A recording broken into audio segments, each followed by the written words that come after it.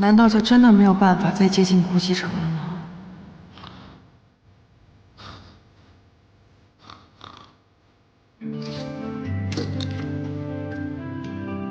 谢谢你啊，小薇。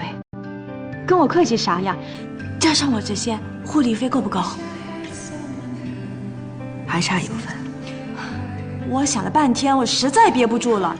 哎，你为什么不去找贺锦熙呀？怎么说你们也是同一个妈生的，于情于理也不能让一个人承担呀。我不想跟他开口。有什么不能开口的？